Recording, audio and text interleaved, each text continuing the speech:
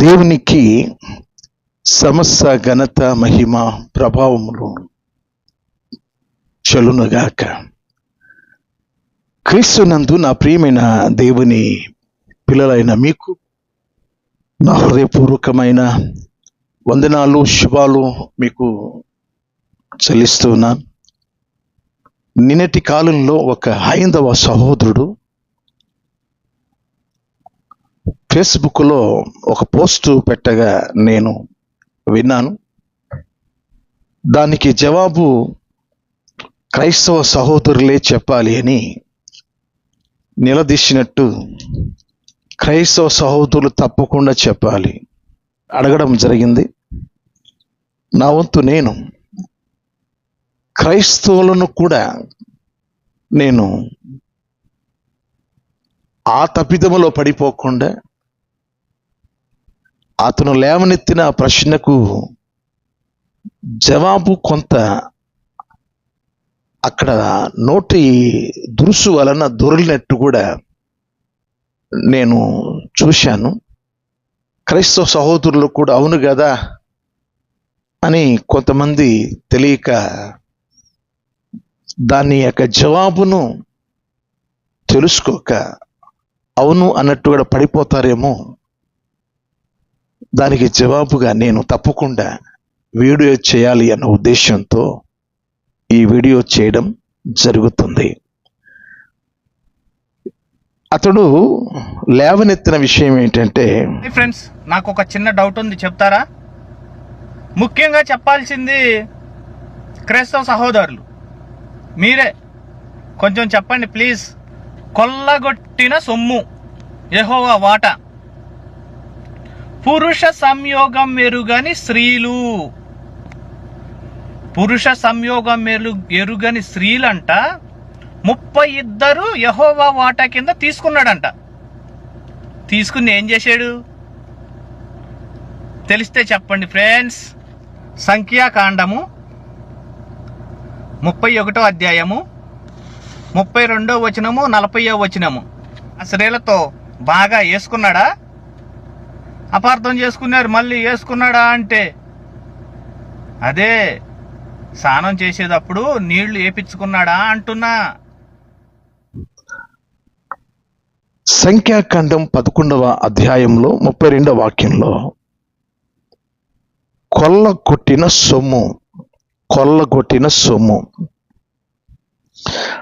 రెండవది సంఖ్యాకాండం 11వ అధ్యాయం 32లో కొల్లగొట్టిన సొమ్ము. 40వ వచనంలో పురుష సంయోగము ఎరుగని 32 యెహోవా వాటా కింద అప్పగించబడ్డారు. వారిని యెహోవా ఏం చేశాడు అని మనల్ని చెప్పమన్నాడు. చెప్పమనే లోపు లోపల ఉన్న చేదు, ఆ లోపల ఉన్న ఆ ద్వేషం కక్కేశాడు. మళ్ళీ అపార్థం చేసుకుంటారేమో అని మళ్ళీ సమర్థించుకుంటున్నాడు. హైందవ మిత్రమా, నీకు జవాబు నేను చెబుతున్నాను, సావధానంగా వినండి. మీ ప్రశ్న నేను విన్న తర్వాత నాకు ఏమి అనిపించిందంటే, ఒకడు కొండను తవ్వి ఎలుకను పట్టినట్టు నాకు అనిపించింది. చాలా ఈ క్వశ్చన్ ఎంత ప్రయాసపడి ఎన్ని రాత్రులు మరి బైబిల్ చదివావో, మరి చాలా స్పీడ్గా నోటి దూల వలన మాట తోరడం కూడా జరిగిపోయింది. మమ్మల్ని జవాబు చెప్పమనే లోపు వెంటనే దాన్ని సమర్థించుకోవడం చూశాను నేను. ఒక ప్రశ్న వేసినప్పుడు జవాబు వచ్చే వరకు వేచి ఉండాలి. బాగా ఆవేశపడు అనుకుంటాను, అందుకోసమే తొందరపడ్డావు. కొద్దిగా సావధానంగా ఈ పోస్ట్ నేను పెట్టిన ఈ వీడియో మీ దగ్గర వరకు చేరుకుంటే బాగుంటుంది. లేని పక్షంగా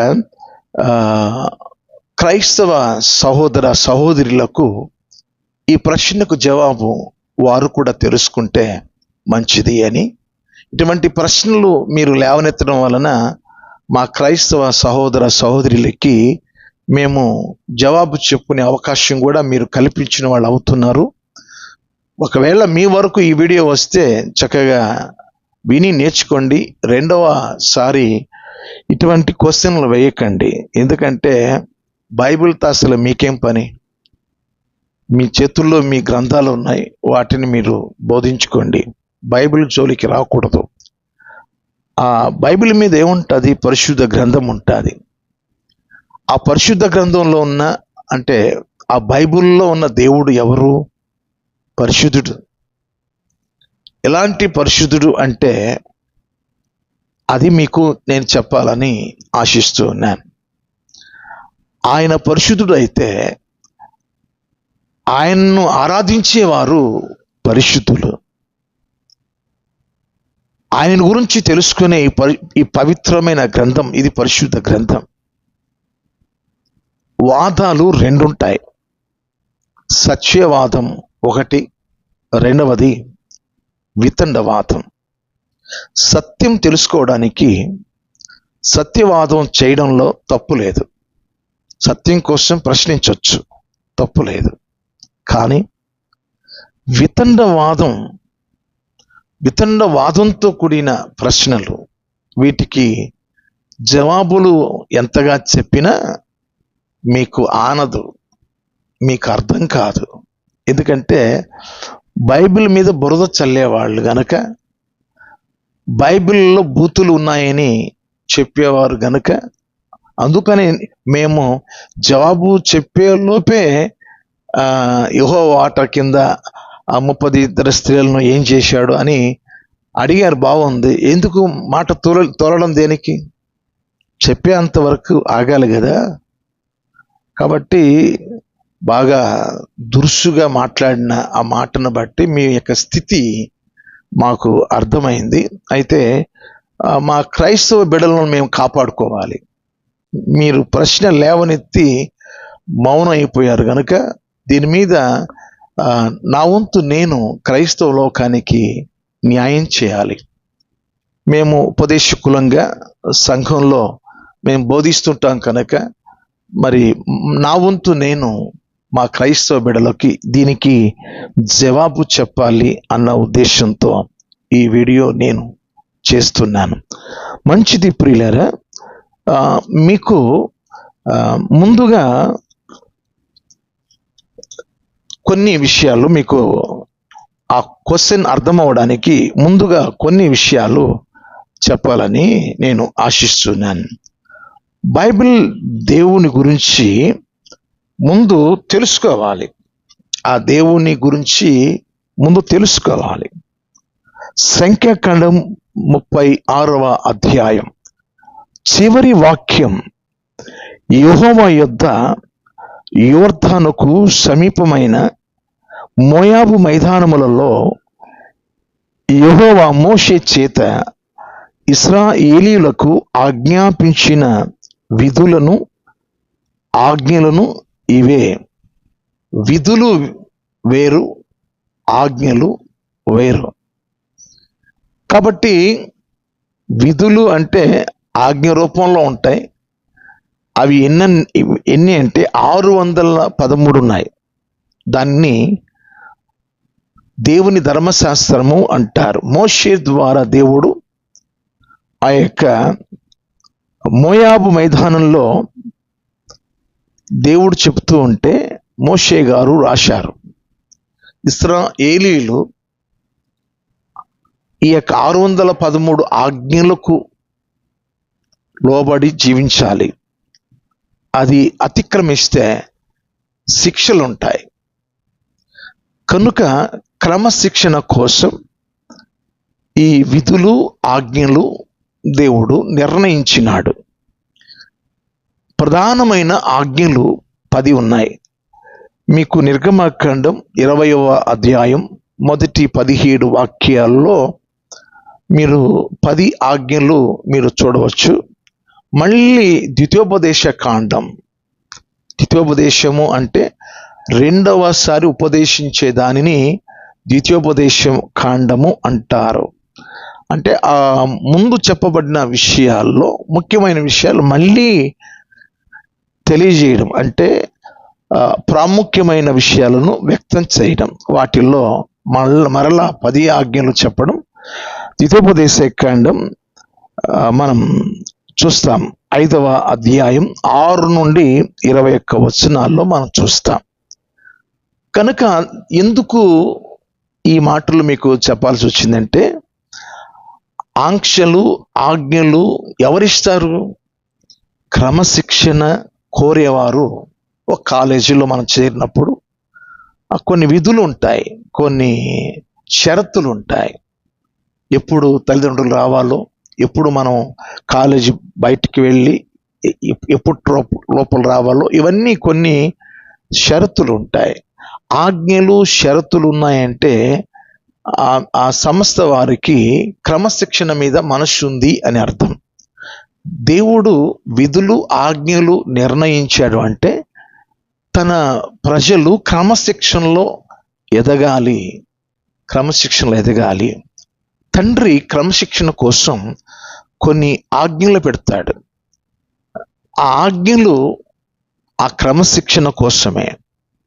కనుక ఈ 613 ఆజ్ఞలు ప్రధానమైన రాతి పలకల మీద ఈ 10 ఆజ్ఞలు మనం బైబిల్లో మనం చూస్తాం ప్రియులారా. వాటిలో 8వ ఆజ్ఞ ఏంటంటే, 10 ఆజ్ఞల్లో 8వ ఆజ్ఞ ఏంటి అంటే, మీరు వ్యభిచరించకూడదు అన్న ఆజ్ఞ ఉంటుంది. తర్వాత ఈ యొక్క 613 ఆజ్ఞలు జీవితంలో మనం ఏ రీతిగా నడుచుకోవాలో, దేవుని ఎదుట ఎలా జీవించాలో అన్నీ ఉంటాయి. మంచిది ప్రియులారా. మన సహోదరుడు ఏమన్నారంటే, సంఖ్యాకాండం 11వ అధ్యాయం 32వ వాక్యంలో కొల్లగొట్టిన సొమ్ము అని వ్యక్తం చేయడం జరిగింది.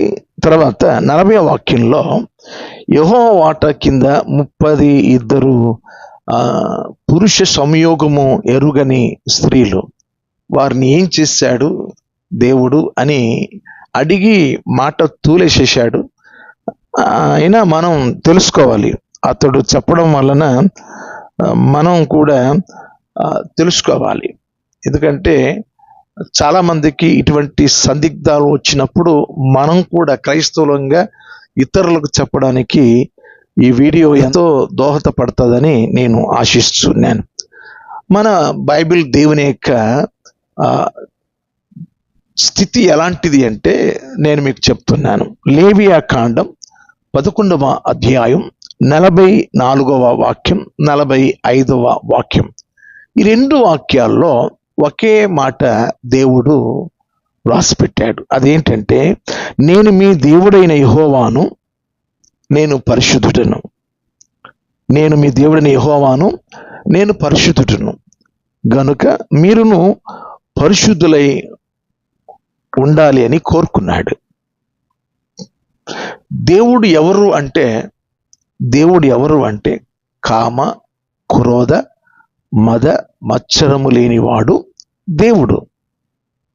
దేవునికి వ్యభిచార సంబంధమైన ఆలోచనలు ఉండవు, కామపు ఆలోచనలు ఉండవు. ఆయన దేవుడు మహిమాన్వితుడు, ఆయన సృష్టికర్త. కాబట్టి నేను పరిశుద్ధుడును, మీరు కూడా పరిశుద్ధులుగా ఉండండి అంటే ఆయన విధులు ఆజ్ఞలు పెట్టాడు కదా, వాటి ప్రకారంగా జీవించమని ఆయన ఉద్దేశం. అయితే ఈ కొల్లగొట్టిన సొమ్ము ఏంటి? ఈ యొక్క 32 పురుష సంయోగము ఎరుగని స్త్రీలు యెహోవా వాటా కింద ఇవ్వబడ్డారని ఆ సహోదరుడు చెప్పిన ఆ స్త్రీల సంగతి ఏంటి? ఇది మీకు నేను వివరిస్తాను. ప్రియమైన దేవుని పిల్లైన మీ అందరికీ మనవి, నేను కొంచెం లెంత్ అయినా మీరు ఆసక్తిగా వినాలని నేను కోరుకుంటున్నాను. ఎందుకంటే ఒక ప్రశ్నకు జవాబు రావాలి అంటే దాని లోతుల్లో నుంచి కొన్ని విషయాలు చెప్పాలి. పైన చెప్పే విషయాలు కాదు ఇవి. కాబట్టి కొల్లగొట్టిన సొమ్ము గురించి చెప్పాలి. తర్వాత 32 పురుష సంయోగం ఎరుగని స్త్రీల గురించి నేను చెప్పాలి. ఏంటి విషయం ఏమిటి అనేది నేను మీకు వివరిస్తాను. అరణ్య యాత్రలో ఇశ్రాయేలీయులు 430 సంవత్సరాల కాలంలో ఈ యొక్క అరణ్య యాత్రలో జరుగుతూ వారు ప్రయాణం చేస్తున్నప్పుడు షిత్తీము అనే చోట వారు ఆగడం జరిగింది. అక్కడ మిద్యానీయుల ప్రజలు అక్కడ ఉన్నారు. అక్కడ ఏం జరిగిందో సంఖ్యాకాండం 25వ అధ్యాయం మొదటి 3 వాక్యాలు నేను చదువుతూ ఉన్నా.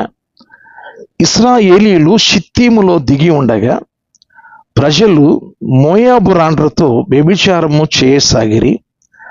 ఆ స్త్రీలు తమ దేవతల బలులకు ప్రజలను పిలువగా వీరు భోజనము చేసి వారి దేవతలకు నమస్కరించిరి.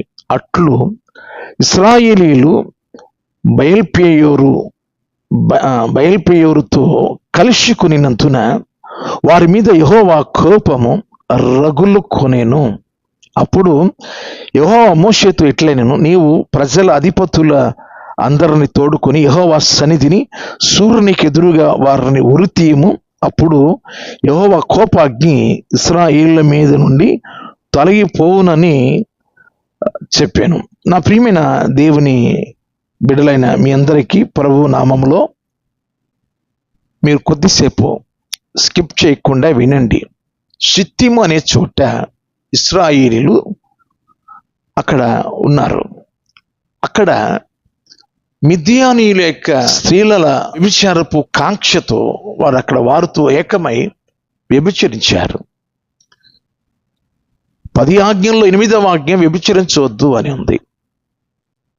ఈరోజు చాలామంది పవిత్రమైన పరిశుద్ధమైన వివాహం చేసుకున్న తర్వాత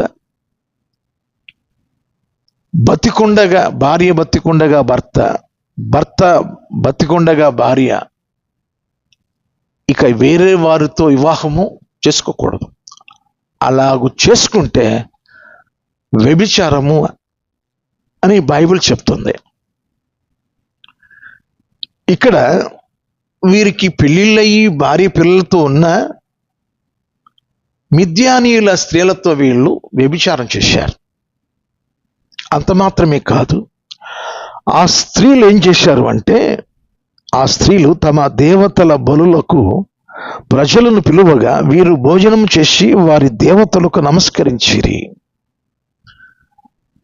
10 ఆజ్ఞల్లో 2వ ఆజ్ఞ విగ్రహ ఆరాధన, విగ్రహాలకు నమస్కారము చేయకూడదు. ఏ ప్రతిరూపానికి చేతులెత్తి నమస్కరించకూడదు. అవి మనుష్యుల చేతుల ద్వారా తయారు చేయబడిన బొమ్మలు. ముక్కుండి అవి వాసన చూడవు, కళ్ళుండి అవి చూడవు, చెవులుండి వినవు. కాబట్టి నిర్జీవమైనవి విగ్రహములు. దేవునికి మహాకోపం. విగ్రహ ఆరాధన అంటే కోపం, క్షమింపరానంత నేరం అది. కనుక ఇక్కడ ఏమయ్యారు అంటే దేవుని ఎదుట కోపము రేపారు వీరు.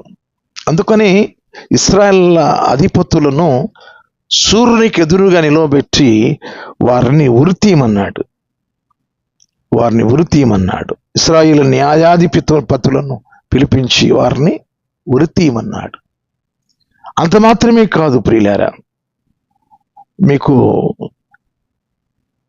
7-8 వాక్యాలు, సంఖ్యాకాండం 25వ అధ్యాయం 7-8 వాక్యాలు.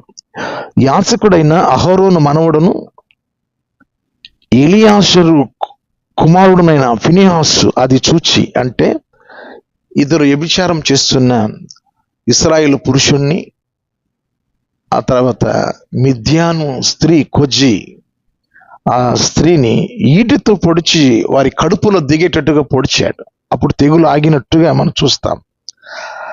సమాజం లేచి ఈటి చేత పట్టుకొని పడక చోటికి ఆ ఇశ్రాయేలుని వెంబడి వెళ్ళి ఆ ఇద్దరిని అనగా ఆ ఇశ్రాయేలుని ఆ స్త్రీని కడుపులో గుండా దూషిపోవునట్లు పొడిచాను. అప్పుడు ఇశ్రాయేలులో నుండి తెగులు నిలిచిపోయాను. 24,000 మంది ఆ తెగులు చేత చనిపోయిరి. 24,000 మంది ఆ తెగులు చేత చనిపోయిరి. దేవుని కోపమే తెగులు. దేవుడు చూడలేడు. విగ్రహ ఆరాధన చేసే ప్రజలను, వ్యభిచారం చేసే ప్రజలను దేవుడు చూస్తూ ఊరుకోలేడు. ఆ కోపానికి ఏమైపోతారో కూడా తెలియదు. ఆ విషయం మనం ఎబ్రిల్ రాసిన పత్రిక 3వ అధ్యాయం 17వ వాక్యంలో ఈ 40 సంవత్సరములు ఇశ్రాయేలుల మీద ఎందుకు కోపడ్డాడు అని దానికి జవాబు అక్కడ ఉంటది. పాపము చేసిన వారి మీదే కదా దేవుడు కోపగించుకున్నాడు. ఆకు రాలినట్టుగా శవాలు అరణ్యంలో రాలిపోయాయి. 24,000 మంది చనిపోయారు. సంఖ్యాకాండం 31వ అధ్యాయం 32వ వాక్యంలో ఆ దోపుడు సొమ్ము అనగా ఆ సైనికులు కొల్లబెట్టిన సొమ్ము. ఏమిటి ఈ కొల్లబెట్టిన సొమ్ము? దీని వివరణ మనం క్షుణ్ణంగా తెలుసుకుందాం ప్రియులారా. దానికి ముందు సంఖ్యాకాండంలో 25వ అధ్యాయం 16వ వాక్యంలో, మరియు యెహోవా మోషేకు ఇలాగూ సెలవిచ్చిన, మిద్యానీయులు తమ తంత్రములన మీకు బాధకులై ఉన్నారు, వారిని బాధపెట్టి హతము చేయుడి. వారిని బాధపెట్టి హతము చేయుడి అని మోషే ద్వారా వారి తంత్రములను బట్టి మీరు చాలా బాధ తెచ్చుకున్నారు. సుమారుగా 24,000 మంది చనిపోయారు. మిద్యానీయుల స్త్రీలను బట్టి వారితో వ్యభిచరించారు. తర్వాత వారి దేవతలను వీరు నమస్కరించారు. యెహోవా కోపమని తెగులు 24,000 మంది సంహరింపబడ్డారు ఇశ్రాయేలీలు. అయితే వారి తంత్రములను మీరు ఎరగక వారిని బట్టి మీరు బాధించబడ్డారు కాబట్టి మీరు ఏం చేస్తారు? వారిని బాధ పెట్టి హతము చేయుడి. ఈ యొక్క సంఖ్యాకాండం 31వ అధ్యాయంలో, మరియు యెహోవా మిద్యానీయులు ఇశ్రాయేలీయులకు చేసిన హింసకు ప్రతిహింస చేయుడి. దేవుడు చెప్తున్నాడు, మిద్యానీయులు ఇశ్రాయేలీయులకు చేసిన హింసకు ప్రతిహింస చేయుడి. వారు మిమ్మల్ని హింసించారు, మీరు కూడా హింసించండి అని దేవుని ద్వారా అనుమతి ఇవ్వబడింది. కనుక ఈ 12 గోత్రాల నుంచి ఒక గోత్రంలో 1000 మంది చొప్పున 12 గోత్రాల నుండి 12,000 మందికి మోషే వారికి యుద్ధ సన్నద్ధులై మీరు వారిని కూడా మీరు సంహరించండి. 24,000 మంది చనిపోయారు ఏక మిద్యానీయుల స్త్రీల వలన. కాబట్టి మీరు వారిని సంహరించండి, వారిపై యుద్ధానికి వెళ్ళమని దేవుడు చెప్పాడు. నా ప్రియమైన దేవుని పిల్లలారా, ఇక వాళ్ళు పంపబడ్డారు యుద్ధానికి. గోత్రానికి 1000 మంది చొప్పున 12 గోత్రాల నుంచి 12,000 మంది ఈ మిద్యానీయుల మీదకి యుద్ధానికి వెళ్ళారు ఇశ్రాయేలీయులు. సంఖ్యాకాండం 31వ అధ్యాయం 7 నుండి చదువుతున్నాను, 8 నుండి చదువుతున్నాను. మోషే వారిని అనగా ప్రతి గోత్రం నుండి 50 మందిని యాజకుడగు ఎలియాజరు కుమారుడైన ఫినెహాసును పంపెను. అతని చేతిలోని పరిశుద్ధమైన ఉపకరణములను ఊదుటకు బూరలను యుద్ధమునకు పంపెను. యెహోవా మోషేకు ఆజ్ఞాపించిన ఆజ్ఞాపించినట్లు వారు మిద్యానీయులతో యుద్ధము చేసి మగవారినందరినీ చంపిరి. చంపబడిన ఇతరులు గాక మిద్యాను రాజులను, అనగా మిద్యాను 5 రాజులైన ఏవీని, రేకెమును, నూరును, హూరును, రేబాను చంపిరి. బేయేరు కుమారుడైన బిలామును ఖడ్గముతో చంపిరి. అప్పుడు ఇశ్రాయేలు మిద్యాను స్త్రీలను, వారి చిన్న పిల్లలను చెరపట్టుకొని వారి సమస్త పశువులను, వారి గొర్రె మేకలన్నిటినీ, వారికి కలిగినది యావత్తును దోచుకొనిరి. మరియు వారి నివాస పట్టణములన్నిటినీ, వారి కోటలన్నిటినీ అగ్ని చేత కాల్చిరి. వారు మనుష్యులనేమి పశువులనేమి సమస్తమైన కొల్ల సొమ్మును, మిద్యానీయుల ఆస్తిని యావత్తును తీసుకొనిరి. నా ప్రియమైన దేవుని బిడలైన మీ అందరికీ కూడాను నేను మరొకసారి ప్రేమపూర్వకంగా మీకు మనవి చేస్తూ ఉన్నాను. సంఖ్యాకాండం 31వ అధ్యాయం 5వ వాక్యంలో, అట్లు గోత్రం ఒక్కొక్కటికి 1000 మంది చొప్పున ఇశ్రాయేలీయుల సేనలలో 12,000 యుద్ధ వీరులు ఏర్పరచబడగా ఆ యుద్ధానికి వెళ్ళినట్లు మనం చూస్తున్నాం. ఆ 5 రాజులు, మిద్యానీయుల యొక్క 5 రాజులు, వారు కూడా చంపబడ్డారు. ఆ ప్రాంతమంతా అగ్ని చేత కాల్చివేశారు. అక్కడ మిద్యానీయుల ఆస్తిని యావత్తును తీసుకొని, కొల్ల సొమ్ము అన్నమాట అక్కడ ఉంది ప్రియులారా. వారు మనుషులనేమి పశువులనేమి సమస్తమైన కొల్ల సొమ్మును, మిద్యానీయుల ఆస్తిని యావత్తును తీసుకునిరి. వారందరినీ హింసించి వారిని సంహరించమన్నాడు. కానీ వీరిలో కొంతమంది అధికారులను మోషే కోపడ్డాడు. కొంతమంది అధికారుల మీద, ఎందుకు మీరు స్త్రీ సంయోగము ఎరుగని వారిని వదిలిపెట్టారు? ఎందుకు ఆ స్త్రీలను ఎందుకు మీరు వదిలిపెట్టారు? కాబట్టి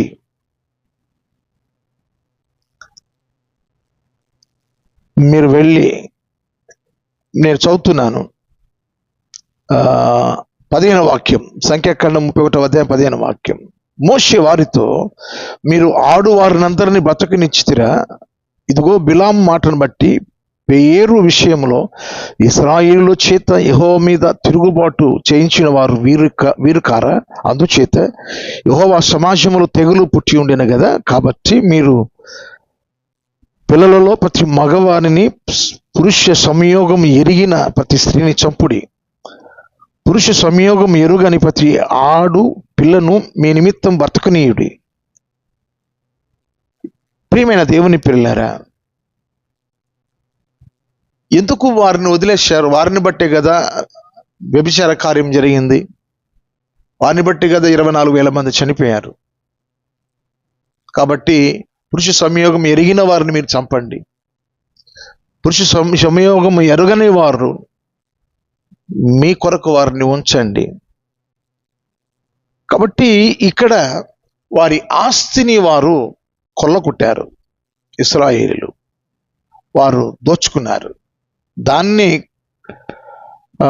ఆ 32వ వచనంలో, ఆ దోపుడు సొమ్ము అనగా ఆ సైనికులు కొల్లబెట్టిన సొమ్ము అంటే అది.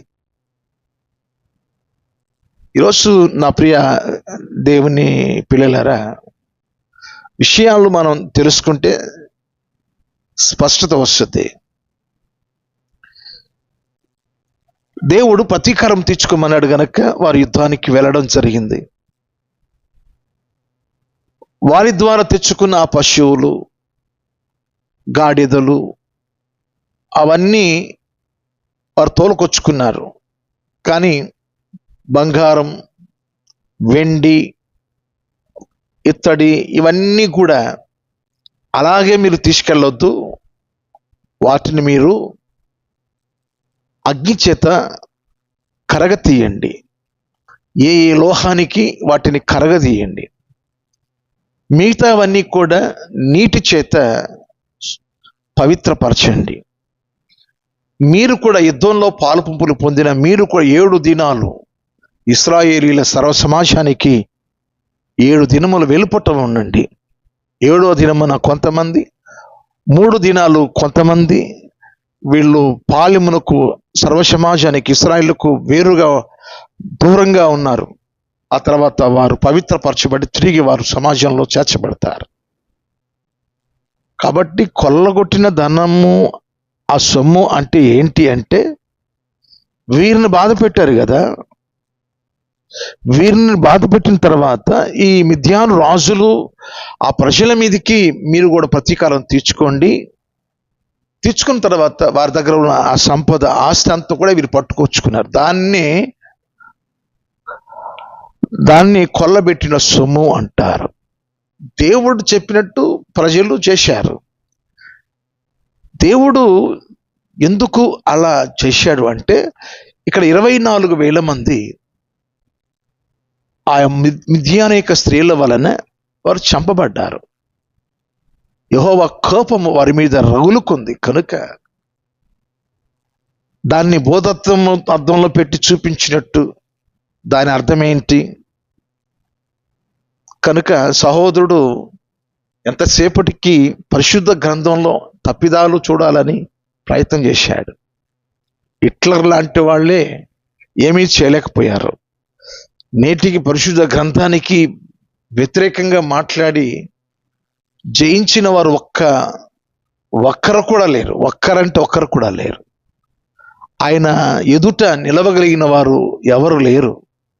ఎందుకంటే పాపము లేని పరిశుద్ధుడు ఆయన ఒక్కడే. నేను పరిశుద్ధుడును, మీరును పరిశుద్ధులై ఉండమని కోరుకున్నవాడు ఆయన.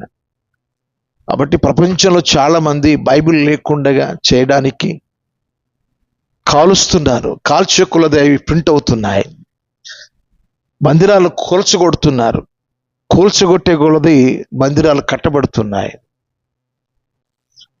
మీరు ఎంత క్రైస్తవులకు నష్టం కలిగిస్తే అంతగా మేలు జరుగుతూనే ఉంటుంది. ఆ కొల్లగొట్టిన సొమ్ము విషయమై తప్పు రాపట్టడానికి మీరు వేసిన ఆ ప్రశ్న, అది మిద్యానీయుల యొక్క స్త్రీలను బట్టి వారు తెచ్చుకున్న శాపం అనొచ్చు, వారు తెచ్చుకున్న ప్రతీకారము అనొచ్చు. దానిని బట్టి కొల్లగొట్టిన సొమ్ము అని వారిని జయించి, ఆ మిద్యాని 5 రాజులను జయించి, ఆ ప్రజలను జయించి, వారిని కాల్చి, వారి సమస్తాన్ని కాల్చివేసి ఆ సంపద అంతా కూడా వీరు తెచ్చుకున్నారు. దాన్ని కొల్లగొట్టిన సొమ్ము అంటారు. అంటే దోచుకున్న సొమ్ము కదా, అది నేరం కదా, పాపము కదా అని మీరు అనుకుంటున్నారు. కానీ దేవుడు ప్రతీకారం తీర్చుకోవడానికి వారు ఆ పని చేశారు. కానీ అక్కడ వారు అనుభవించడానికి అక్కడ ఏమీ లేదు. ఎవరు అనుభవిస్తారు ఆ బంగారం, అదంతా కూడా? కాబట్టి అది మట్టి పాలైపోతుంది. కాబట్టి ఇశ్రాయేలులకు గుర్తుగా ఉండడానికి బంగారం అలాగా తీసుకువెళ్ళకుండగా, వెండికి వెండి అలా తీసుకువెళ్ళకుండగా వాటిని కరగ తీశారు. విగ్రహ రూపంలో ఉన్న వాటి అన్నిటిని కరగ తీసేసేసారు. ఒక ముద్దగా తీసుకెళ్లారు. వెండి ముద్ద, బంగారం ముద్ద, సీసం, లేకపోతే ఇంకా ఇత్తడి, రాగి, ఇవన్నీ కరగ తీసి ఒక ముద్దగా వాటిని పట్టుకెళ్ళిపోయారు. కాబట్టి ఇవన్నీ ఆత్మ సంబంధంగానే యోచించాలి. కానీ తప్పు పట్టడానికి ఇటువంటి కొసినేసి ముప్పు తిప్పలు పెట్టాలన్న ఉద్దేశంతో మీరు చేస్తున్న పనులను మానుకోవాలి. ఎందుకంటే నా దేవుడు తప్పు చేయనివాడు. నా దేవుని గ్రంథం తప్పు లేని గ్రంథం. కాబట్టి మంచి మనసుతో మనం పరిశుద్ధ గ్రంథాన్ని చదివి మంచి విషయాలు మనం తెలుసుకోవాలి. 32 గురించి నేను మీకు చెప్పాలి. అంటే యెహోవా వాటా కింద పురుష సంయోగము ఎరుగని వారి గురించి ఎత్తి చూపిన విషయం నేను విని, బైబిల్ ప్రశ్న ఒక చోట ఉంటుంది, దాని జవాబు బైబిల్లో ఎక్కడో ఉంటుంది. దాన్ని వెతికి పట్టాలి మనం. అది ఆ పని మనం చేయకపోతే సంతృప్తికరమైన జవాబు దొరకదు. మీకు ఒక వాక్యాన్ని నేను మీకు చూపిస్తాను. బైబిల్ ఎలా చదవాలో, బైబిల్ చదివే వారికి కొన్ని విషయాలు దేవుడు చెప్పడం చూడండి. యెషయా గ్రంథం 34వ అధ్యాయం 16వ వాక్యం నేను చదువుతూ ఉన్నా. యెహోవా గ్రంథమును పరిశీలించి చదువుకునడి. నా ప్రియ దేవుని బిడలైన మీకు మనవి చేస్తున్నాను, దేవుని పరిశుద్ధ గ్రంథాన్ని మనం చదువుతూ ఉన్నప్పుడు యెహోవా గ్రంథమును పరిశీలించి చదువుకోవాలి. దేవుని పరిశుద్ధ గ్రంథాన్ని పరిశీలించి చదువుకోవాలి. అపోస్తుల కార్యముల గ్రంథంలో 17వ అధ్యాయం 11వ వాక్యంలో దేవుని గ్రంథాన్ని పరిశోధించుచు చదువుకోవాలి, పరిశీలించుచు చదువుకోవాలి. అంతేగాని నీకు అర్థం కాని ఒక క్వశ్చన్ తీసుకొచ్చి దేవుణ్ణి తప్పు పట్టడం అది అవివేకం. కనుక ఇక్కడ వ్యభిచరించవద్దు అని చెప్పిన దేవుడు ఆ మిద్యానీయుల స్త్రీలతో వారు వ్యభిచరించారు కనుక ఎంతమంది చనిపోయారు? 24,000 మంది చనిపోయారు. ఆ స్త్రీలలో మీరు అన్నారు యెహోవా వాటా కింద ఇవ్వబడ్డారు. ఏం చేశాడు అనేది మమ్మల్ని అడిగితే జవాబు వరకు ఆగాలి కదా. ఏమన్నారయ్యా? మీరు ఏమన్నారు? వినండి, ఏమన్నారు ఒకసారి వినండి, వింటే బాగుంటుంది. వినండి ఏమన్నారు. 31వ అధ్యాయము 32వ వచనము 40వ వచనము. ఆ స్త్రీలతో బాగా వేసుకున్నాడా? అపార్థం చేసుకున్నారు. మళ్ళీ వేసుకున్నాడా అంటే ఆ 32 స్త్రీలతో దేవుడు కామ క్రోధ మద మత్సరము లేనివాడు, నేను పరిశుద్ధుడును అని చెప్పిన దేవుడు, వ్యభిచరించవద్దు అని చెప్పిన దేవుడు మాట తూలేశారు. తప్పు కదా.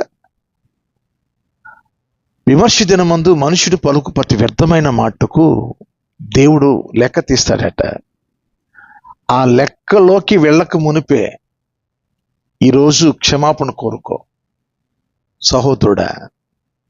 మరొక మాట, రోమిలికి రాసిన పత్రిక 14వ అధ్యాయం 12వ వాక్యంలో మనలో ప్రతివాడు తనను గురించి తాను దేవునికి లెక్క అప్పగించాలి. మనమందరం దేవునికి లెక్క అప్పగించాల్సిందే. ఆ 32 దేవుని వాటా కింద తీసుకున్నాడు. ఏం చేశాడని అడిగినట్టు అడిగి మీలో ఉన్న అక్కస్సును కక్కేశారు. అక్కడ నేను చదువుతున్నాను, ఏం చేశాడు అనేది నేను చదువుతున్నాను. వారిలో యెహోవా పన్ను 32 యెహోవా మోషేకు ఆజ్ఞాపించినట్లు మోషే పన్నును అనగా యెహోవాకు చెల్లవలసిన ప్రతిష్ఠిత అర్పణమును యాజకుడైన ఎలియాజరునకిచ్చెను. సైనికుల యొద్ద మోషే తీసుకొని ఇశ్రాయేలుకిచ్చిన సగము నుండి లేవీయులకిచ్చెను. 47వ వాక్యం. ఆ సగం నుండి మనుష్యులలోను జంతువులలోను 50 ఒకటి చొప్పున తీసి యెహోవా మోషేకు ఆజ్ఞాపించినట్లు యెహోవా మందిరమును కాపాడు లేవీయులకు ఇచ్చాను. యెహోవా వాటా ఎవరికి వెళ్తుందంటే యాజకులకు వెళ్తుంది. యాజకులు అంటే మందిరంలో సేవ చేసేవారు. పరిచర్య చేసేవారు. ఆ స్త్రీలు ఇక అక్కడి నుంచి యాజకత్వానికి, అంటే యాజకులకు అప్పగించబడిన తర్వాత దేనికి ఉపయోగపడతారు? ప్రత్యక్షపు గుడారములో వారు పరిచారకులుగా, లేకపోతే అక్కడ ఏదన్నా పని యాజకులు చెప్పినప్పుడు అక్కడ పరిచర్య చేయడానికి ఉపయోగపడతారు. పొలాలు తీసుకురావాలి, నీళ్లు తీసుకురావాలి, మరొకటి ఏవేవో చిన్న చిన్న పనులు ఉంటాయి, అవన్నీ చేయడానికి వాళ్ళు ఉపయోగపడతారు.